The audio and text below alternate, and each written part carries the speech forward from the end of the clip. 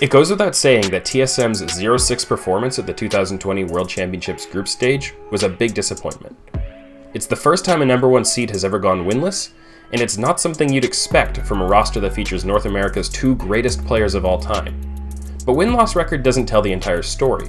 With the right stats and a proper understanding of in-game win conditions and execution, we can get a much clearer picture of how TSM actually performed and where things went wrong. So the question is, were TSM really that bad at the World Championships? Well, yeah, they were. There were only 2 games at Worlds this year where TSM's probability of winning was higher than 33% at any point after the 10-minute mark. The first game against Fnatic, and the second game against Gen G. They just didn't stack up to their opposition in the very earliest parts of the game. You can see from their CS differences at 10 minutes that TSM were outfarmed consistently in the laning phase at every position.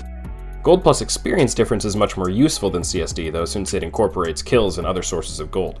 And here we can see that TSM did manage to get some leads on Broken Blade. Spica's ganking played a big part in that. And this also shows how Bjergsen's team worst CS difference is misleading, since Doublelift and Biofrost were responsible for far bigger golden experience deficits. TSM's laning struggles were partly due to their drafting. They put Bjergsen on Zilean twice and Galio once, reducing his ability to actively control his lane. He picked Syndra into Lucian against Fnatic and had to sit at his tower most of the time, partly because of the implied threat of Selfmade's Evelynn. Bjergsen's Lucian against Gen G was the only game where he created any consistent priority in lane, and it was by far his strongest game of the tournament and TSM's best as a team. TSM could get away with vulnerable, scaling mid lane picks in the LCS, but not against the increased level of competition at Worlds, especially with the importance of the early game in this meta. In the bot lane, let's just say draft was less of a factor. Big damage on a Thresh, immediate flash away, but Biofrost, once again, this is TSM caught in level 2 versus level 1 2-on-2 and losing summoners for that play. TSM didn't play through their bot lane at Worlds with their drafts or with Spica's jungle pathing, so we shouldn't have expected big positive numbers from Doublelift in the early game. But when you consider that TSM played the same style in the LCS playoffs and Doublelift posted negative 161 GXD10, that puts the severity of the negative 500 at Worlds into context. There's no getting around it. TSM needed better from Biofrost and Doublelift in lane.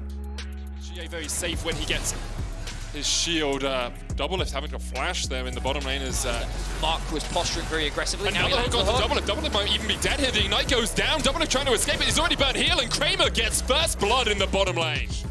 When your laning outcomes suck, it's tempting to blame the jungler. In some cases and in some metas, that can be fair. In this meta, and with the way Spica played, it's off base. Spica was TSM's best player at this tournament. Gets hooked in, Stoneplate will time out. Can TSM find the first kill? Spica's gonna get in! That is a 5-man sweep! If TSM can't win this, what will they? That's not to say he was great overall. He was shut down very effectively by Selfmade in the second Fnatic game, and there were some missed opportunities in his pathing. But in a meta where the lanes should usually be playing to benefit the jungler, Spica found himself playing without mid lane prio, with a bot lane that couldn't lose gracefully, and with a top laner who required heavy camping, which hurt his ability to path efficiently. Despite playing on hard mode, Spica still managed to deal almost as much damage as Bjergsen, and don't tell me it's because Bjergsen played Zilean twice and Galio once. Both of those champions averaged noticeably higher damage per minute than Jungle Nidalee or Graves in pro play. TSM set themselves up to play through Broken Blade most of the time, and as we saw, they managed to get him some leads. He used those leads to spend a lot of time in the side lanes, dealing the 3rd most damage to turrets of any top laner at Worlds. But if you're split pushing that hard, you should either be able to generate far stronger farm numbers from sheer tempo, or at least create good angles to approach and swing teamfights. TSM's investment into Broken Blade didn't pay off to the level they needed, even though he didn't play any worse at Worlds than he did in the LCS in my opinion. That's something worth thinking about. The mid and late game were also problems for TSM, though you need to take the rest of this with a grain of salt since they were playing from behind almost every game. TSM averaged the 2nd worst lane control and 3rd worst jungle control of the tournament. If you aren't familiar, lane control takes a team's total lane minion CS and divides by the total lane CS for both teams, so it's a relative measure of how well a team farms all 3 lanes while denying minions from the opponent. Teams with strong split pushers, like a Camille for example, should typically have higher lane control. Jungle control is the same thing but for jungle camps, so it reflects a team's ability to control the neutral parts of the map.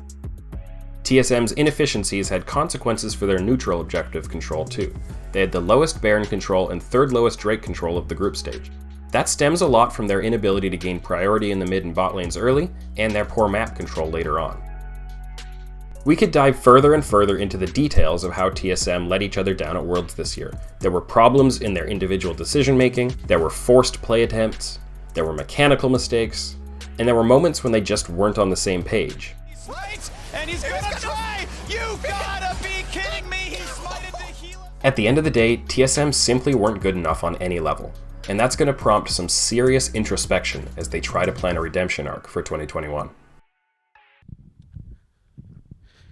You know, when the first settlers were traveling across America, they came right down this road, and they needed supplies. And you know who they relied on?